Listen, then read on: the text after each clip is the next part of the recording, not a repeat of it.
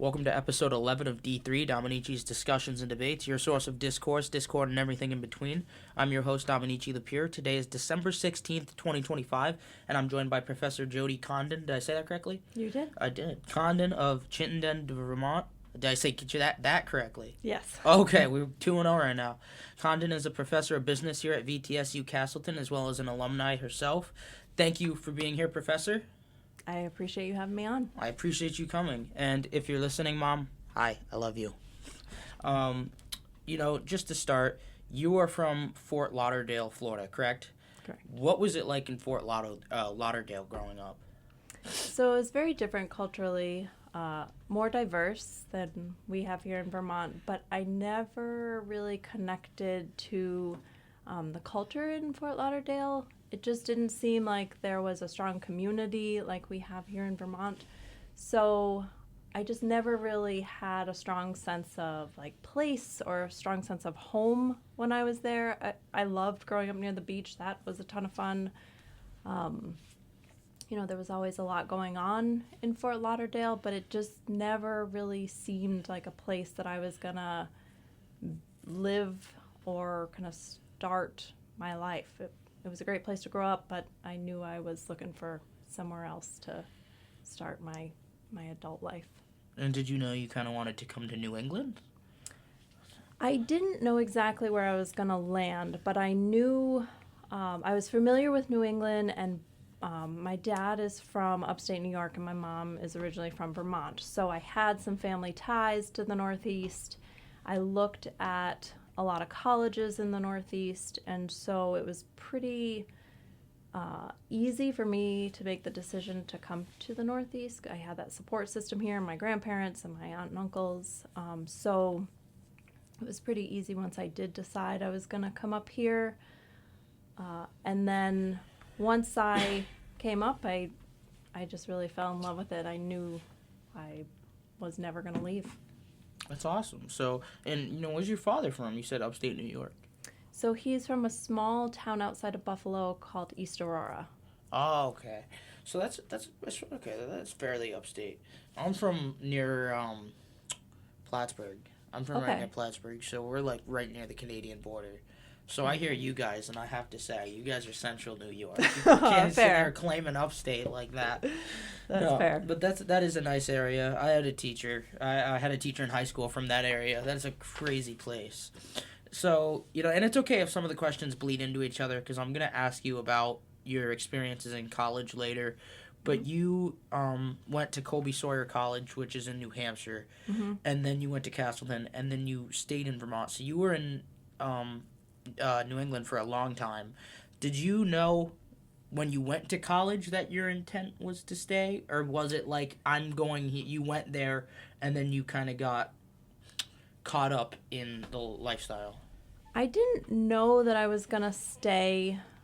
My parents actually suggested that I leave Florida, so it would have been a lot more affordable for me to go to school in Florida, but my mom kind of pitch to me was, you grew up in South Florida, why don't you try a little something different for your college experience, and then you just get to see a different part of the country.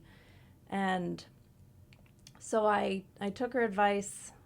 My first choice was actually Skidmore in Saratoga, New York, and I didn't get in, and so I still feel a little bitter about that, but eventually I got over it, and my two top choices were Colby Sawyer and Salve Regina. And Salve Regina is beautiful. It's right on the coast, but when I went to visit in May, it was after their graduation, and there wasn't a soul on campus. And so it just felt, it's kind of like a Gothic, the architecture is very Gothic, and with no one around, it just seemed like a place that didn't feel very warm. And then when I visited Colby Sawyer, there were some students playing on the quad, and it was a small town, and it just seemed like kind of a quintessential college town, a really cool vibe. And so I ended up choosing Colby Sawyer with the intention of just being there for 4 years and then deciding where I was going to land. And then I stayed in New Hampshire post-graduation for a couple of years. I lived with some of my roommates in Hampton, and I worked in Portsmouth, New Hampshire. And then from there, moved to Boston. But I definitely knew once I graduated that I was probably going to stay in the Northeast, and it may have had something to do with my boyfriend at the time, now husband. He's from Massachusetts, and so... Okay, so he's always been in New England.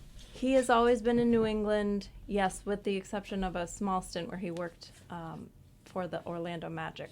So he moved to Florida. We actually switched spots. So he graduated, moved to Florida, and I was still at Colby Sawyer. Flip-flop there? We did a little flip for a while, yeah. So, it's safe to say, and this question, I would say you technically already answered it, but do you prefer overall Florida or Vermont? But I'm assuming the answer is going to be Vermont. It's Vermont, and it is really because of the community. I just feel very connected to the landscape. I feel a strong sense of place here. I really feel affection toward the people of Vermont, and it's just a place that I'm just so fond of. I have a real connection to it as opposed to Florida, where I just don't get that sense of home or a real sense of place. It's a lot of transient people, people who come in but are not from Florida, and all the snowbirds go down there, and culturally it's very diverse, but it's not no one feels like a tight-knit community. It feels very siloed kind of down there, which is one of the things that kind of, I think, pushed me away a bit. Okay, so there's a lot of different types of people, but it's not an inclusive type of diversity.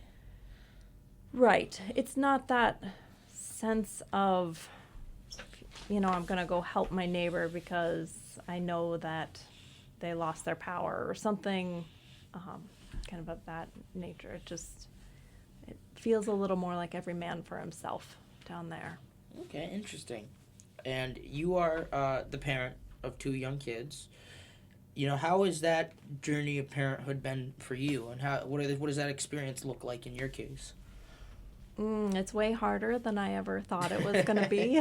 I thought because I have a good understanding of kind of emotional behavior, and I think socially I am fairly equipped with good skills. I thought it was going to be easy for me, and it is the hardest job I've ever had. It's really rewarding, but it is difficult, and it changes constantly. Every time I feel like I've figured it out, there's another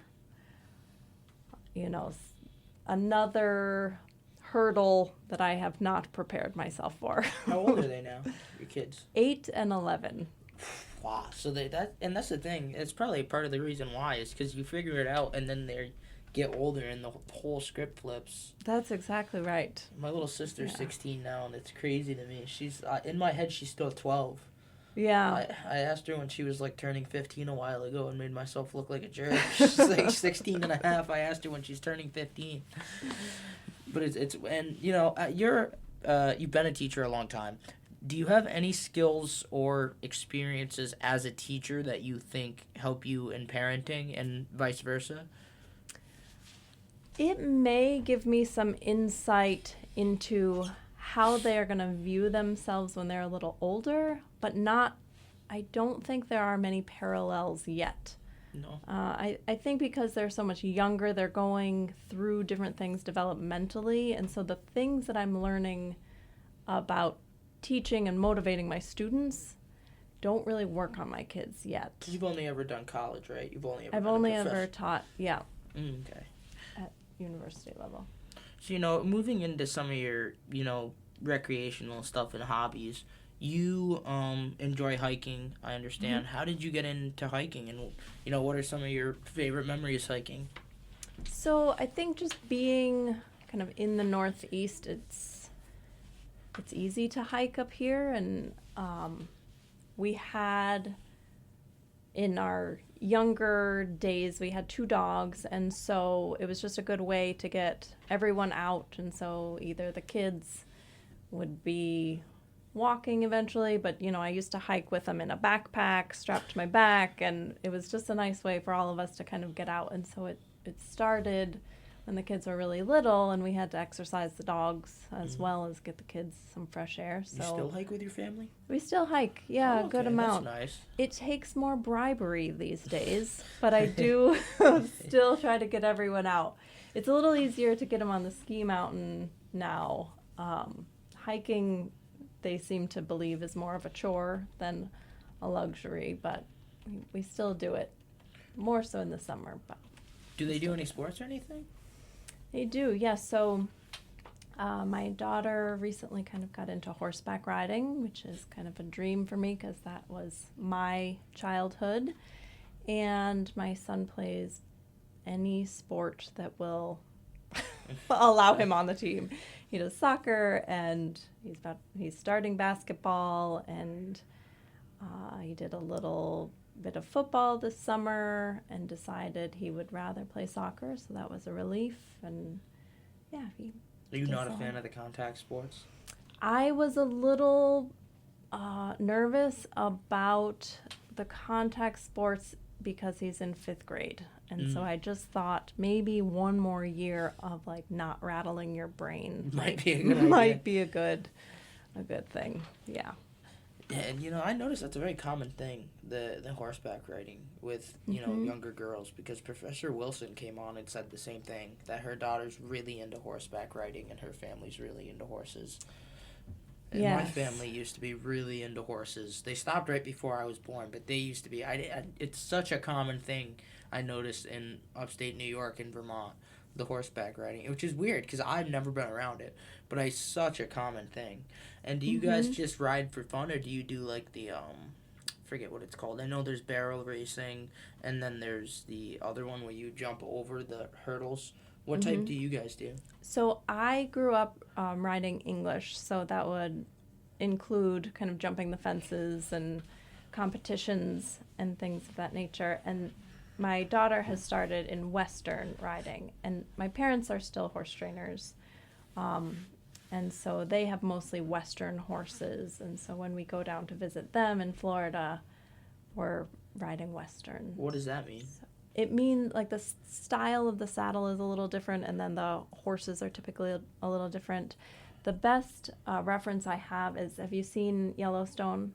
My grandparents watch it. I've seen some parts of it. So one of the disciplines that they showcase in Yellowstone is called reining. And so that's what my dad does, and that's kind of what my parents' business has evolved into, is really the specialization in reining, which you're kind of judged on different maneuvers that the horses do. And is that their primary source of income, as they do that? That's awesome. Wow, yeah, they that's really own a cool. horse training facility in South Florida. It's going to be a lot of work, though. It's a ton of work, yes. And my dad is still in it. And so whenever we kind of catch up, I'm always telling him about my schedule, which the professor's schedule is glorious. And he doesn't seem to think it's fair that his daughter operates on, a schedule like mine, and he is still grinding 6 days a week. It just really doesn't seem fair, but good for him though. That seems very rewarding. That's a very and it's tough, like you said, because I imagine, I'm not going to guess his age, but I imagine he's older if he has grandchildren now. But that's got to be a very rewarding, position to be in. That's really awesome. I think that's why he does it. I think he loves it so much that it's so much a part of his identity. I just don't think he's ready to give it up and retire. Have they been doing that since you were a kid? Yes. I was going to say, when you're doing something for that long, that's something I get nervous about when I pick a career. Is it's got to be weird when you do something for literally 3 decades, 2 decades, and then it's time to just not do it anymore. Yes. Time to just stop doing that thing. Yes. Actually, my husband and I talk about this, what does the future look like? And his goal is to make money now and retire early. And I keep telling him, I was I'm not retiring. I'm going to teach until I am completely irrelevant, because I just never want to give up this part of my identity. You think you're going to go till 70, 80? You're going to push it? Because we do have professors around that age on campus. I know. I just hope that at some point I have a student that is brave enough to tell me, like, you are no longer fit to educate us. What? Is that too big of an ask? It might be. I don't think I would ever. I can tell you I've had professors who I think are too old to teach, and I would never have told them to their face, You gotta at least time to pack it up. Hint at it. Or what about in the evaluation? What? Like, No. maybe hang Don't up your they hat. see those? Yes, but But I don't want to good tell them you're too old. information. I comment on their teaching style. I'm not going to tell them you just pack it up, you're old. Wrap it up. Wrap it up. Someone's gonna have to tell me. Maybe it'll be my husband. If it got that bad, I think we would have to. If it got that bad, if it was like, I don't want to go out on a low. I want to leave when I am still kind of at the top of my game. I don't want to wait until like I'm at the bottom of the slide. That. I respect that. I do really respect that. You don't want to have your performance drop. Right. I understand that. And you also do a lot of gardening, so you're a very outdoorsy individual. But what if you want to elaborate on that, what kind of things do you cultivate, and are you into the I almost said plants, but it's all plants, just like vegetables and like food gardening, or do you also cultivate like trees and nursery stuff, or where do you operate in that realm? So I'm just a backyard gardener. I've been at it for quite a few years now, and so each year that you build your garden, you get a little bit better. And so I've definitely kind of learned what I am good at, and I have learned the vegetables that I eat. And so it's really easy to grow things like kale, and so I was growing a lot of kale because I felt so good about being able to grow it, but my family doesn't really eat a lot of kale, so it was just not a good use of my time. And so I've kind of planned my garden better these days. It's mostly perennial vegetables, so I plant them every year. I do have a couple of blueberry bushes, and so those have been really fun to watch. We bought them when they were 5 years old, and now I think they're 15 years old, and so they have a ton of growth, and they produce a lot. Awesome. And so that piece of it is fun. I would love to add more kind of more perennial plants. I screwed up. I said perennial earlier. I meant annual. Okay. So I'm enough of a green gardener where I don't use all the terminology appropriately, but what I meant is annual. What does perennial mean? I don't Perennial even know what that means it continues to come back year over year. Okay. So like the blueberries, apple. I don't have any apple trees. I would love to possibly plant some apple trees. I planted a peach tree, and it died. Awesome. Oh, So- okay, that's not so awesome. No. Spoke too soon. No, actually twice. I planted 2 peach trees, and they did not survive. So I don't think I have the right soil for peaches. Oh, okay. I mean, at least you tried. That sounds so good. Some of the wrestlers live in a house, and they got a really nice house. It's an Airbnb in the summer, and they got a really, they have a washer, dryer, everything. They have such a nice setup.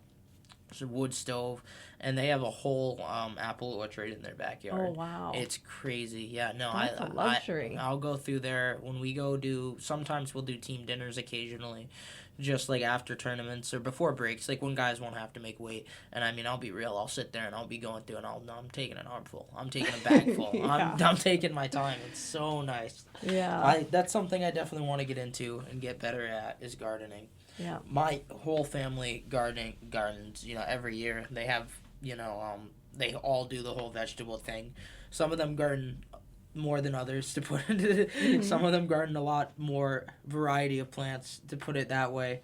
And, speaking of gardening a variety of plants, you actually used to show a lot of interest and support for local hemp and CBD businesses. So what was, and that's a fairly new thing in a lot of states in Vermont.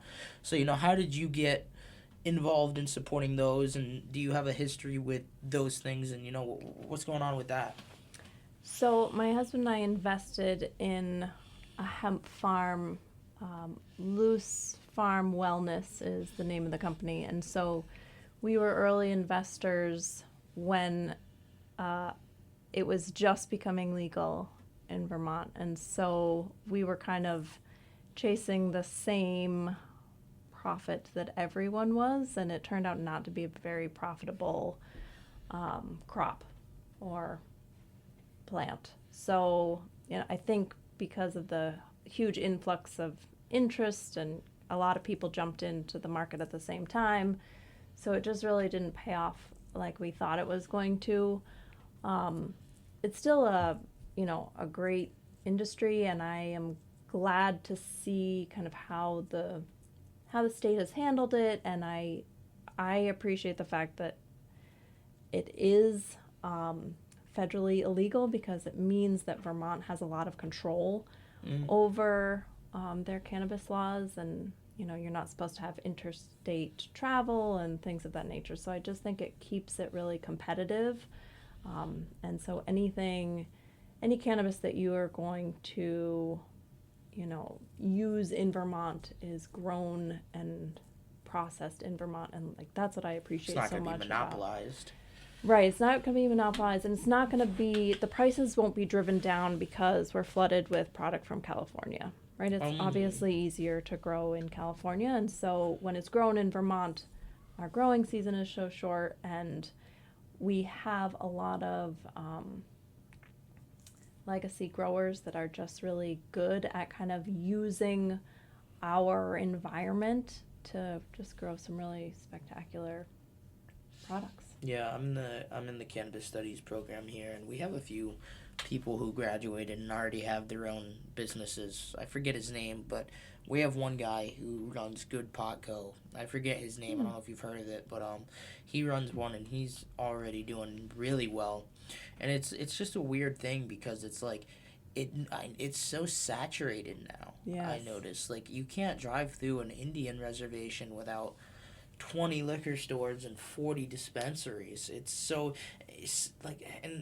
it's not a bad thing, because obviously if demand is that high where you can have 10 different dispensaries on the same street and they're all healthy, good on you. Right. But it's also it kind of makes me question the validity of quality and things like that. So it's a very pro-con situation. It's very both sides. Yeah. But I do notice that it's so saturated. Even in Rutland now, there's even 4 of them.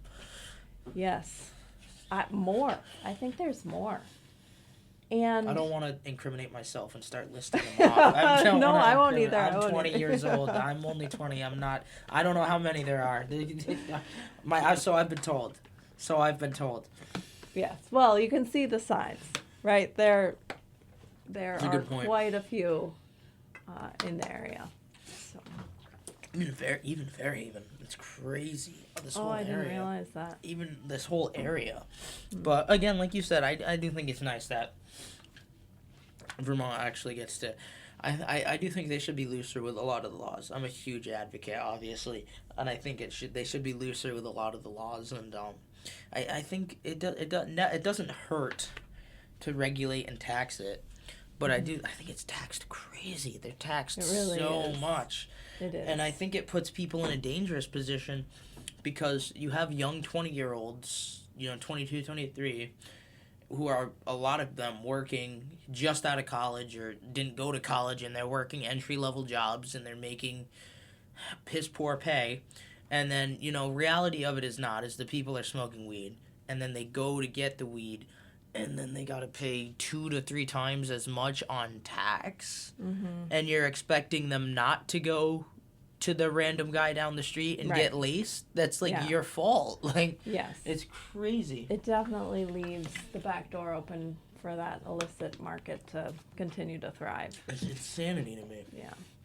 Although as soon as you attempt to grow it yourself, then you will see how ludicrous it really is, because generally it's pretty easy to grow, and the harvest is unmanageable. By the time it's all dried and cured, there's more than enough for everyone to go around. I mean, I won't.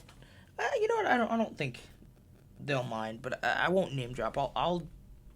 60-40 dance around my words here, but I do have a lot of family members who cultivate, and I've been around it quite a bit. Like, not using it obviously because they're huge on me waiting for my brain to develop, which is very reasonable.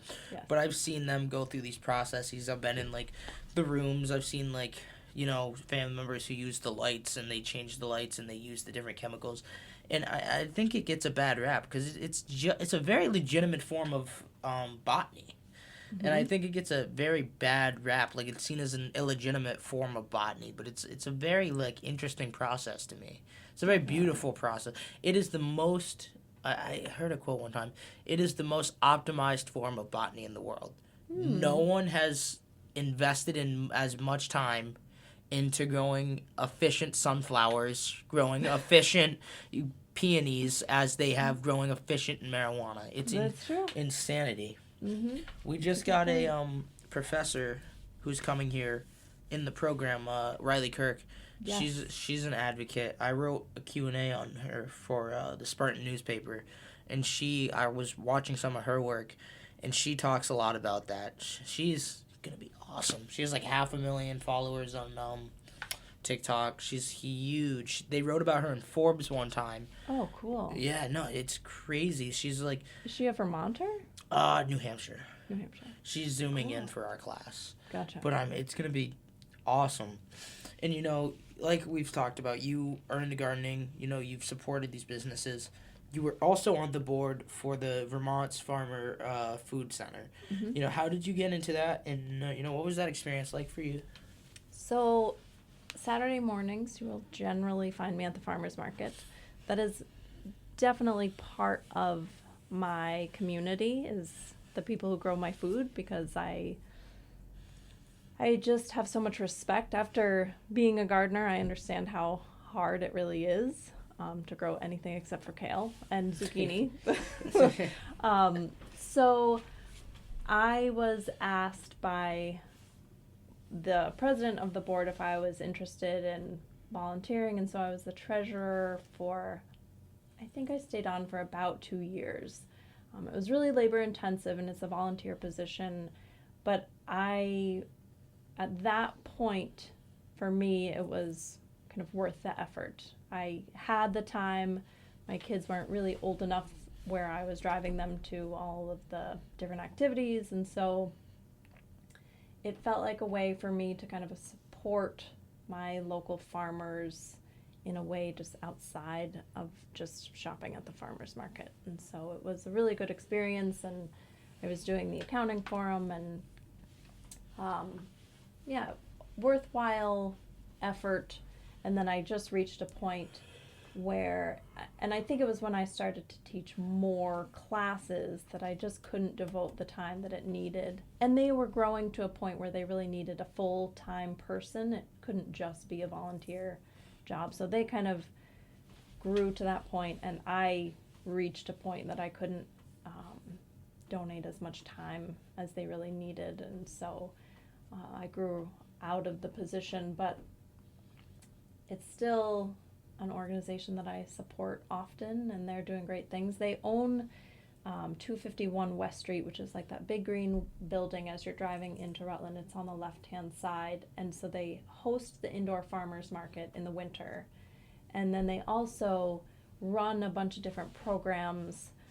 They have a pharmacy program where doctors can prescribe vegetables to families, which is just a really neat way to kind of incorporate better food into people's diets.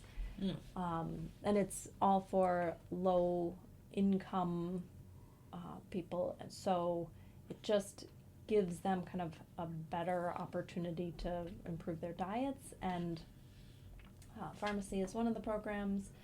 Another program that they run it's like an online farmers market, so you can place your order and then pick it up. It's all prepared, and it's basically a grocery store pickup, but it's all produce and all from the farmers at the market, and you pick it up on order Monday, pick it up on Wednesday.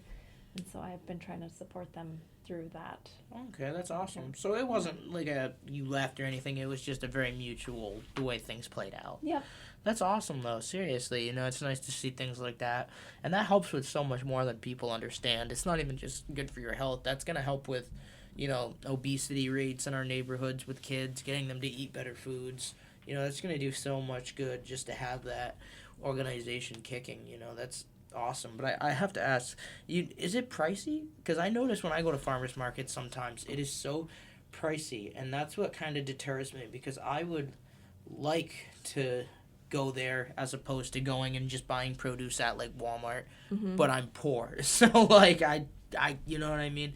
I'm kind of put in a box a lot of times, which is why I think a lot of lower income people end up eating junk food, because it's so much cheaper than going to your local farmer and getting, a slaughtered cow and getting actual produce and getting your full, fucking, pardon my language, getting your full, what do they call it? Your full, like, pyramid of food. I forget you know what I'm talking about? The poster they hang up in the middle school cafeteria. Yes. Yeah. So I think there are reasonable ways to shop the market. And so what I always try to do is, if you go towards the end of the market, usually farmers don't want to bring vegetables home. And so when it's kind of towards the end of the market time, you're going to find better deals. And so usually, like a bundle of carrots, they'll sell you 2 and maybe charge you for like 1.5.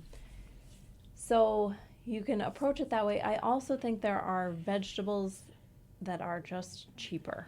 So zucchini is always going to be cheap because it's really easy to grow. Tomatoes are always going to be pricey because they're hard to grow. They're prone to pests. They are prone to blight. And so when you get like a beautiful fresh tomato, you're going to expect to pay a lot for it at the market. And so I think there's just tactics that I have kind of developed so I'm not spending a fortune at the market, but I am still kind of supporting. The $30 whole chickens are tough to stomach. Even even at my level of income, it's a little hard to buy the whole fresh chickens, but they're outstanding. When you do splurge for a farmer's market chicken, it just tastes different. And so every once in a while it's worth it, but I feel your pain with that. Is that your official endorsement? Should I try it? Should I try it? Is this the official it would endorsement? be worth it. You have to roast a whole chicken, and it has to be over potatoes, onions, and carrots. Sounds so good. And the vegetables cook like in the chicken drippings, which is phenomenal. Probably not like the most health conscious thing you could do. You gotta stop. I'm gonna weigh in at 84. I'm gonna come back from break at 84. You're gonna get me in trouble with Legacy. All right, I don't want to do that. I'm gonna tell him Jody Condon put me on to the full chicken. That was not me. And moving into some of your education, like we talked about, you studied business administration at Colby Sawyer, correct? Mm-hmm. I did. We talked a little bit about that, you deciding to leave Florida, but why were you, you said that it wasn't your first choice, but why was Colby Sawyer one of your top choices, and what was your experience like there? So part of what drew me to Colby Sawyer was they had a riding team, and I knew that I wanted to be on an equestrian team, and so that was part of the draw for me. We also met a security guard, so as we were just kind of driving around the campus, we met this wonderful security guard who ended up giving us a tour. The campus was kind of shut down because I was making my decision in May before I started college in the fall, and so there just weren't a lot of people around, and he ended up walking us through the library, which is this old barn, and just had like this really warm, comforting feeling. And between him kind of showing us around and welcoming us to campus and seeing the library and knowing that they had a competitive riding team, I think that's what really kind of drew me in. And then the experience there, visually it looks a lot like Castleton. It's got the big brick buildings, kind of that quintessential New England feel to it. And it was just, for me, it was such a different experience than high school. So I went to a giant high school. I graduated with over 900 kids in my class. And like my graduation was at Panthers Arena. Like that's how big of a venue we needed for graduation. That's wild. And so I was really looking for something different. And Colby Sawyer had that small feel to it. The town was really small. I felt very safe there. And also similar to Castleton, there was not a ton going on. And so you really had to be creative and make your own fun. And that was, I think, why I had such a fabulous time there, was because we made something out of nothing. I mean, we weren't old enough to go to bars, but there were no bars in town. So a lot of our entertainment came from just kind of making our own fun and finding adventures to go on. And I am still very close with my 3 college roommates. So the 4 of us still get together about once a year. 3? Was it a suite or did... I lived in a quad my freshman year. 1 room. Damn, what? Mm-hmm. Was it huge? It was pretty big. The setup was kind of odd. That we kept the beds along the outside, like the edges of the room, and then there were these partitions that were also closets. So like our closets kind of gave us some separation, and then we just had like a small couch and a small area, probably half the size of this studio, and that was kind of like our common space that we shared. So it was 1 room, but we tried to kind of set it up like a suite. So there was like bedroom areas and then a common area in the middle. That's gotta be terrible. 3 people? That's tough. It was pretty interesting.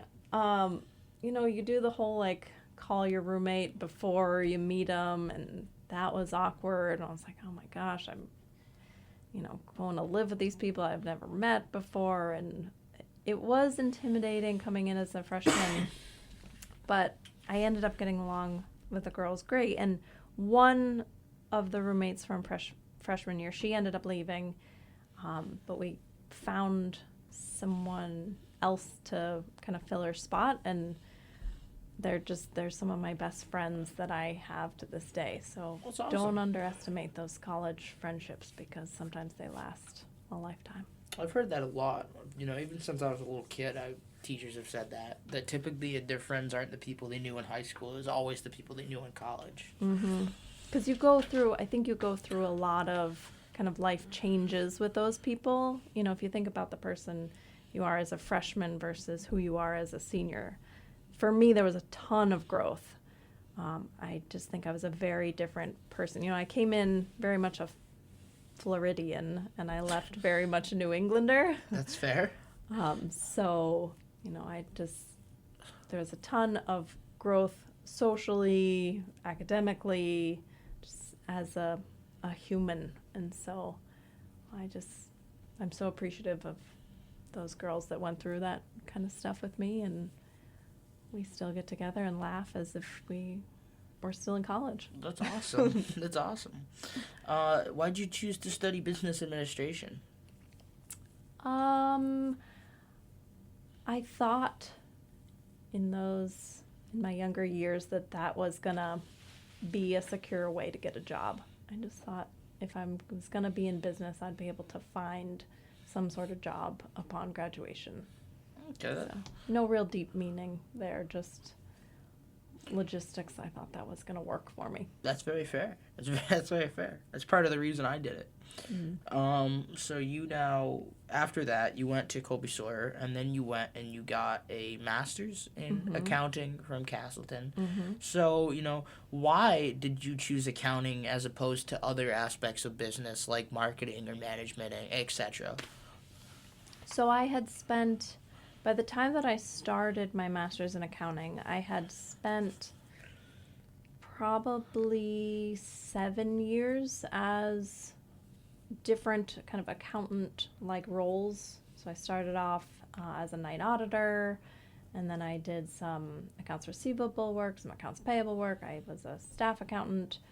And so I had done enough accounting where I felt like I had a good grasp of it. And so I thought it made the most sense for me to kind of focus on accounting for my master's. And at that point, I think I was hoping to get the financial controller position at Castleton.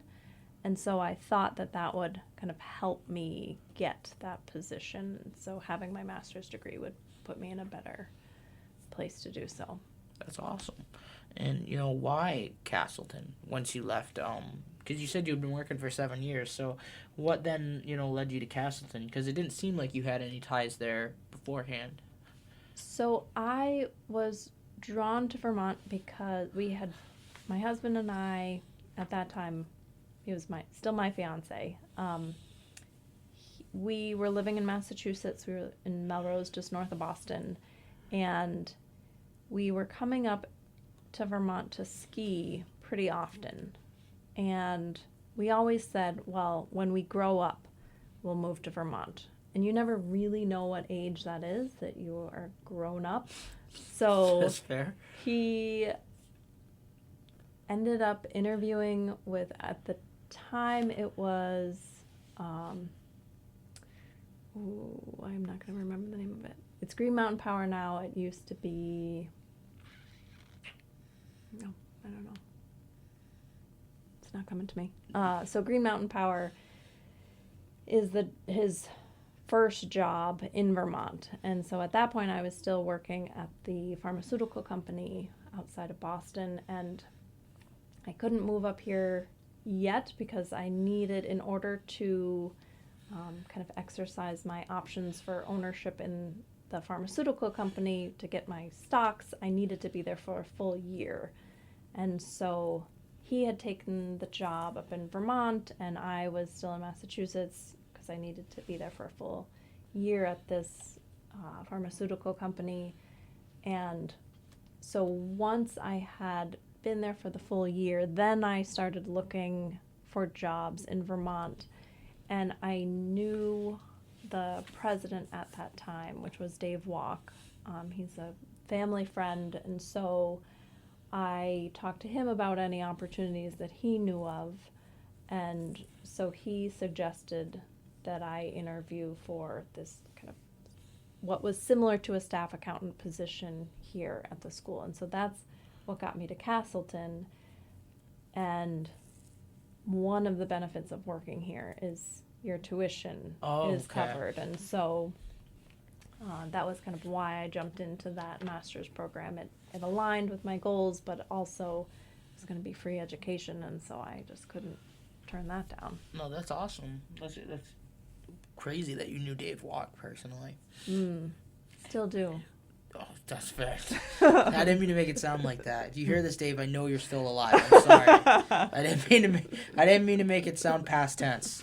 I just didn't want you to feel like I lost touch with him. He's still a great friend. So then you got an MBA. What was that in? I couldn't find. Was that the accounting, or is that separate? What was that? So that was separate from the accounting. That was actually, once I had my master's in accounting, I was able to teach, and they needed an instructor for the financial accounting course. And so at that point, I had agreed to teach, and I got a taste of teaching at that point. And I know I'm jumping ahead a little bit, but at that point was when I really kind of realized that I wanted to spend more time in the classroom. And so I started to build the portfolio of classes that I was teaching. That was when I I was working with Phil Lamy, and I built the Canva business course.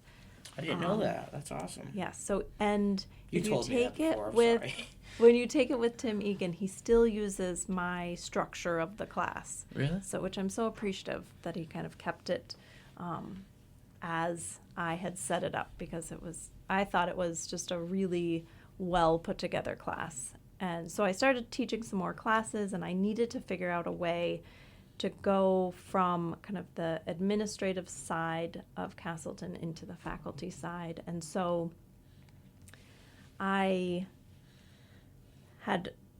had finally opened a position. They were hiring in the business department, but this is going to sound odd. I only had my master's in accounting, and they didn't really need an accounting instructor. They needed someone to teach a lot of the lower level business courses. And so I went back to get my MBA because it was going to allow me to teach some of those other classes like management, like the oral communications class. And so that was why I ended up getting the second master's degree, was because I wanted to make sure that I was a well-rounded instructor and not just kind of this specialization in accounting. Okay, I'm a very foolish individual. I thought NBA for a minute. I had it like separated by dots, like I had it labeled differently, so I thought it was the type of degree, and I didn't understand in my head at first that it means master's in business administration, and I'm a business administration major, so that might be good to know. I understand now. You know. I had confused myself so badly before you started elaborating. And I read on your LinkedIn that you have a certificate in teaching and learning in a diverse classroom. What did you learn there, and how do you think you apply it now as a professor? So I think what that kind of opened my eyes to is just the kind of perception of students and understanding that students are going to learn in really different ways. And so you have to offer more variety in your teaching in order to reach more students. And so that's really what I gathered from that course. I'm always looking for courses that are going to, kind of improve my pedagogy and just give me some more skills as a teacher, because I'm very confident as an accountant, because obviously I did it for my career, but I want to make sure that I am also a really good teacher. And so I try to do as many of those kind of professional development things as I can, just to make sure that I'm growing. I want to get better every semester, just like you want to get better every semester. So little courses like that kind of allow you to, learn some different things and kind of move through your career. That's awesome to hear, and that's, I noticed that too. That's another common theme I noticed with teachers is a lot of them have a passion to be better every time they teach a course and not just remain stagnant, which is definitely nice to hear, because it'd be really unfortunate if I'm taking your classes and you came in here and said, yeah, I'm okay just teaching. That'd be a bad look. Do you know what you would say to me? You would say, it's time to retire. It's time to pack it up. That's when I would put it in the evaluation. It's time to pack it up. If you're not interested in growing, then you're not in the right career. That's a good point. So like I asked earlier, why you picked accounting, and you said you had gotten, you had more experience in it, but why in the beginning when you started accounting did you pick that as your career trade? Was it just what was available in business, or was there a deeper thinking behind that? Or it was the first job I was offered. Wow. Okay. So I thought, I didn't really know what you were supposed to do with a business degree. I thought maybe I was going to work in a bank because my aunt worked at a bank and, she did well. And so I just kind of assumed that that's what I would probably be doing. So I kept telling my dad that I was going to be a commercial lender. And he was like, well, what is that? And I didn't even know. I just had heard someone say that. And I was like, that sounds good. I'll do that. And so once I started interviewing for jobs, That was in 2007. So there wasn't a ton of jobs out there at the time, and I was offered a job at the hotel. It was, my working hours were 11 p.m. to 7 a.m. And so I was the night shift, and I would come in and I would close the books. So I had enough of an understanding of accounting to do that. And then it was from there that I just kind of stayed in that accounting field. But it was no decision other than it was the first job I was offered, and I said yes, because at that point my school loans were due and I was going to take anything that I was offered. That's a good point. That's fair. Like you said, you commented a little. I may butcher the name, but is it Agios Pharmaceuticals you worked for? Agios. Agios, okay. Mm-hmm. And then you worked for a hotel line called The Liberty. You know, with those seem to be the two big ones you had listed in your work experience. Mm-hmm. Did you enjoy those jobs, or were they more like jobs that just kind of paid the bills? No, I would say those definitely were more jobs that I really enjoyed doing. So I loved working at the Liberty Hotel, because at that point, you know, I started my career in hospitality, and so once you have a good understanding of how accounting is done at hotels, understanding the room revenue, the food and beverage revenue, the conference revenue, and it's pretty easy to kind of move around and do different positions within the accounting department in the hotel. And so I really loved working at the Liberty. I had a wonderful manager, which makes a huge difference. And he gave me a lot of flexibility to try other positions. So I came in doing accounts payable, and then I moved to more of like the staff accountant position. So a lot of different reporting that I was doing that just kind of kept me interested in the job. And then he ended up leaving, and the person that they brought in as kind of the hotel controller, him and I did not jive, and so it was just kind of a personality clash, and I ended up finding this job at the pharmaceutical company, and that was a great fit. I loved the culture there. They had a ton of fun. I was working with really brilliant people. I mean, scientists are kind of some of my favorite people because they're just so, they just have such a deep understanding of what they're doing, and a lot of them can explain it in ways that I could understand it. And so I thrived at that position too. And it was only because my husband had gotten a job in Vermont. That was the only reason that I left pharmaceuticals to come up here. But other than that, it was really a fun place to work. One of the best work cultures I ever had was at the pharmaceutical company. That's awesome. You know, and it's rare to see.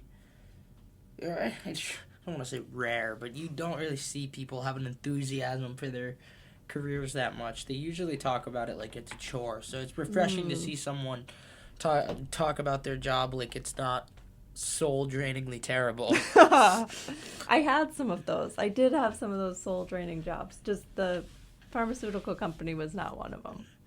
So, you know, I'm just trying to think of if I want to ask these questions, because they kind of bleed into, you know, we bounced around earlier, so a lot of them were kind of already half answered. But I'll skip to this one. You teach a lot of different courses, like you said. That was why you got the MBA. You teach accounting, management, interpersonal communications, careers in business, and I don't know if you teach any other ones. Those are the ones I know of. I took financial accounting with you. What are some of your favorite courses to teach, and why? What about those courses and the process of teaching them is so appealing? My favorite, and I just recently started admitting this, but I love my communications class. It is the one class that I really get an opportunity to hear a lot from students. I mean, your section of financial accounting was awesome as far as engagement goes, but when you are teaching accounting, you don't have a lot of opportunity for conversation. I have to teach you how to do it. I have to teach you why businesses do it this way and why the reports need to look the way that they do. And here's how you do the math piece of it. And so when I teach my communications class, I have a lot more breadth to kind of incorporate different ideas. And we talk a lot about like current topics. And I'm trying to develop people's ability to have conversations and carry on discussions. So I get to know students so much better in that class. And so it's really become one of my favorites. I also do one-on-one interviews in that class. So just another opportunity to really get to know students on a more personal level. Is that an actual communications class, like within the communications, or is it just No, called? so it's a business class, but it's called interpersonal and oral communications. Okay, that's what I was curious about. So it's like, it used to be called, more appropriately, it was business communications. Oh, okay. That makes sense. But no, that's, that seems like a very rewarding thing too. That's something I noticed with both of my classes. I just started double majoring, so that's something I notice in business and communications is, articulation and not so much friendliness, but understanding your demeanor and understanding how you're perceived is so huge in both of them. Mm-hmm. Honestly, it seems to me like business and communications are the same thing, just different aspects. Because I notice we learn a lot of the same stuff in both. There's a lot of overlap for sure. I also incorporate body language in that class. So that's exactly what you just said as far as like the perception. A lot of people don't understand what their body language is conveying. And so when you take a step back and start thinking about my words only count for this much of the entire, my ability to communicate, words are so little and so much of the body language holds more weight. And so it's just really interesting to see how that's interpreted and how people kind of change their demeanor once they understand what their body language is conveying. So again, it's the same. I'm sure there are communications courses that incorporate that too, but it's a fun topic to cover because I think it opens a lot of people's eyes. Yeah, that probably matters a lot, especially in especially like you said in an interview or in a context where you're being analyzed or reviewed. Like you would never otherwise you'd probably never think of that. Mm-hmm. That's such a I don't want to say niche, but that's such a very I can't think of the word. I can't articulate the word, but that's a very deep concept to grasp.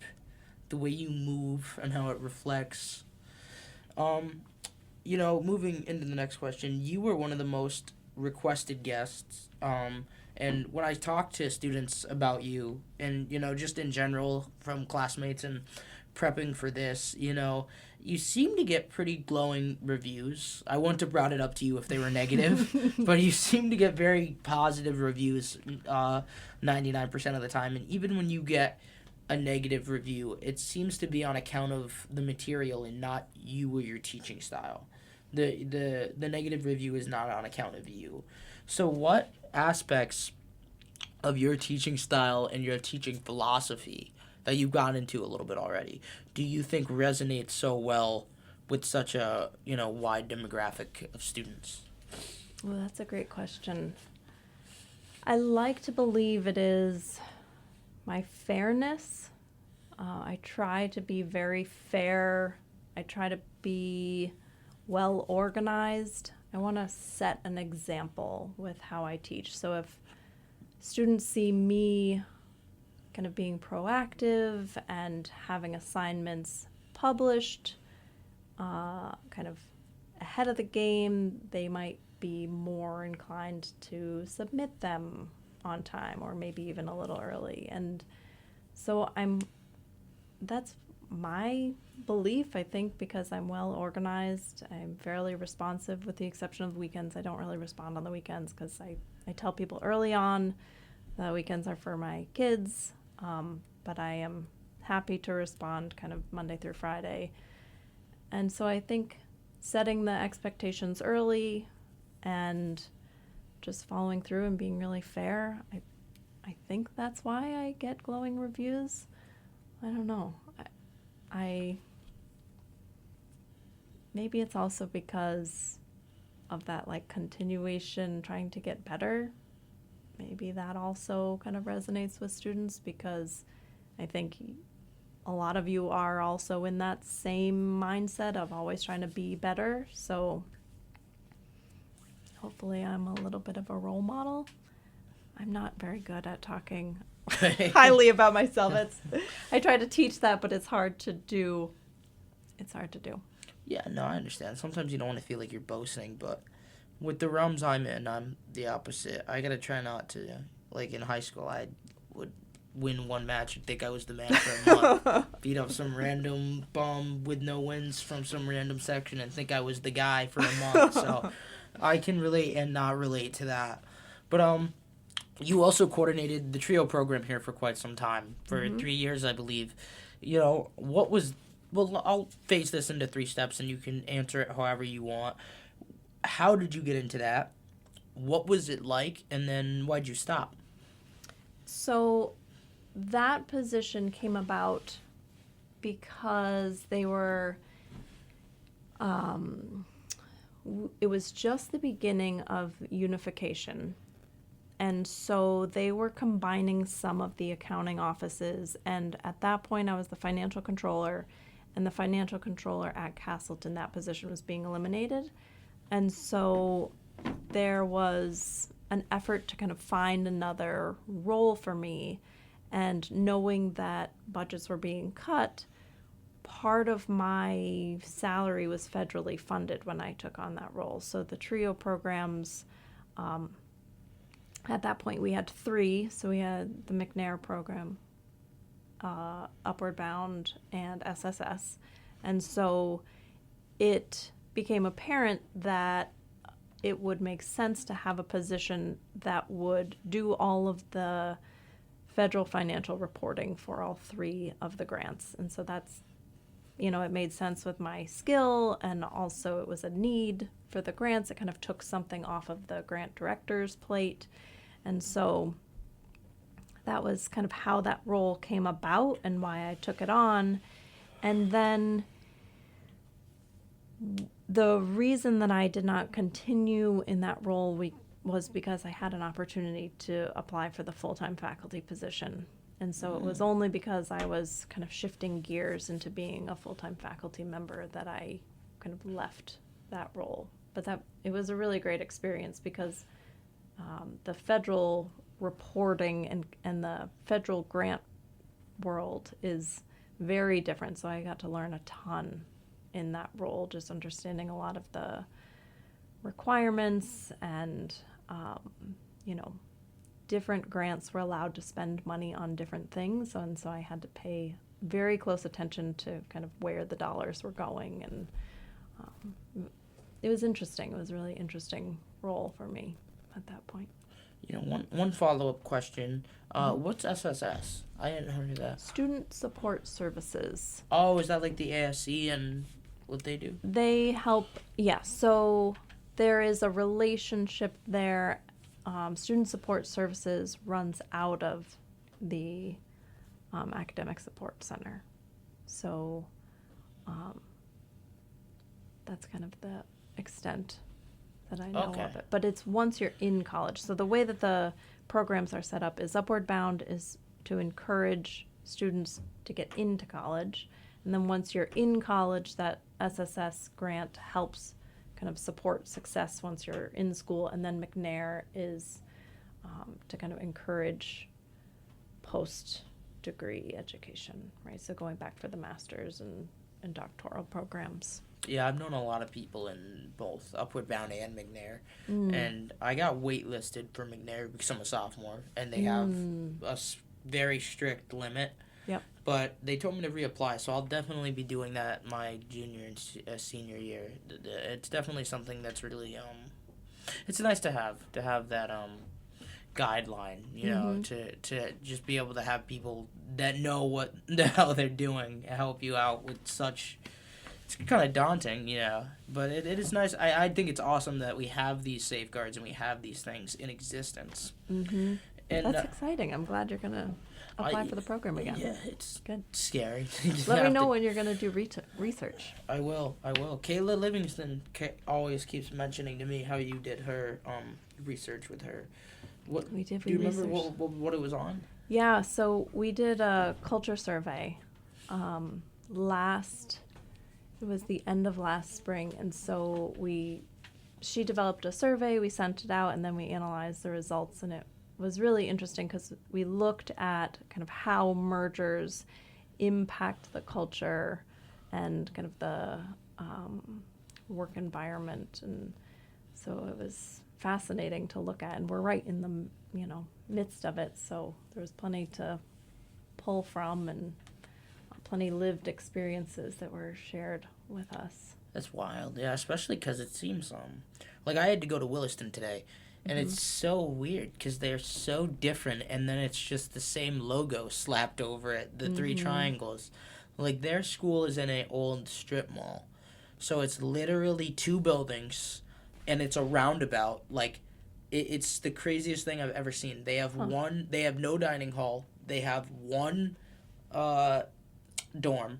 Like, that's it. They only have like 50 kids in their dorm, and then there was a few kids studying when I went in, because I just went to deliver some stuff for my job today, and like it's literally just it's just an abandoned strip mall with classes, and it's crazy to me, and it's just it's a school for dentists, I think nurses, and then people studying to go to pilot school. Yeah, such a weird niche group of, you know what I mean?